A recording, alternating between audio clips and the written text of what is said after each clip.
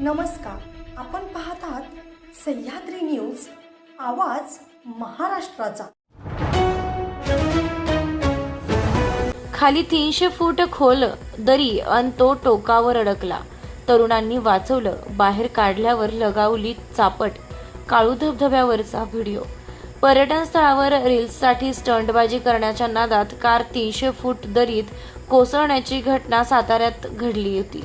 आता पुन्हा एकदा पुण्यातील जुन्नर येथील काळू धबधब्यावर एका विचित्र घटना घडली आहे। जवळपास 200 ते 300 फूट खोल धबधब्याच्या टोकावर एक तरुण अडकला होता, पण त्याच्या या कृत्यामुळे वाचवल्यानंतर स्थानिक तरुणांनी त्याच्या कानशिलात लगावून परत असं न करण्याची ताकीद दिली। आमच्याकडे सर्व दुचाकी व चारचाकी वाहनांची खरेदी विक्री केली जाईल, तसेच सर्व वाहनांचे PUC इन्शुरन्स काढून मिळेल। आमचा पत्ता अब्दुल्ला शान मोटर्स, हुतात्मा स्मारक समोर, खानापूर। प्रोप्रायटर आमिर अब्दुल पीरजादे। मोबाईल क्रमांक 9975 79 79 76। या घटनेचा व्हिडिओ व्हायरल झालाय। पुणे जिल्ह्याच्या जुन्नर तालुक्यातील खिरेश्वर येथील प्रसिद्ध काळू धबधब्याच्या टॉप पॉइंटवर ही घटना काल शनिवारी दुपारी 3च्या दरम्यान घडली आहे। प्रसिद्ध काळू धबधबा हा 5 टप्प्यात खोल दरीत कोसळत असतो। त्याच्या पहिल्या टप्प्याच्या ठिकाणी म्हणजे टॉप पॉइंटवर एक पर्यटक हा पाय घसरून पडला होता। खाली 200 ते 300 फूट खोल दरी होती। काळू नदीच्या अतिवेगवान पाण्याच्या प्रवाहात हा युवक अडकला होता, पण तिथेच उपस्थित असलेल्या पर्यटकांनी त्याला स्कार्फ आणि ओढणीच्या मदतीने दोरी करून बाहेर काढलं। वाचवणाऱ्या युवकांनी स्कार्फ ओढणीच्या माध्यमातून दोरी तयार केली होती।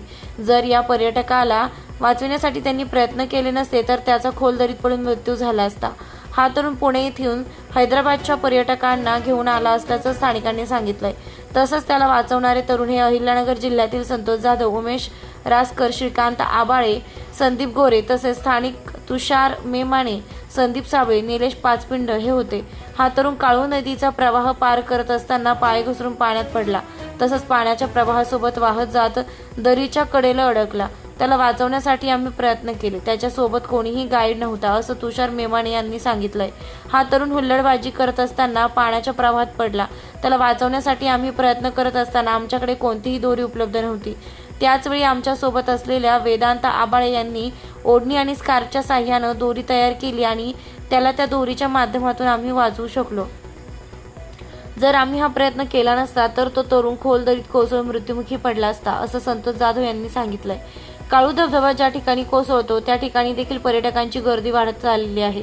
खाली खोल दरी धबधब्याचे पाणी पडतानाचं मनमोहक दृश्य टिपण्यासाठी पर्यटकांची पावले याकडे वळू लागली आहेत। सोशल मीडियावर फेमस होण्यासाठी स्वतःच्या जीवाची पर्वा न करता काही पर्यटक हे दरीच्या अगदी कडेला जाऊन फोटो, सेल्फी, रील काढताना दिसतात।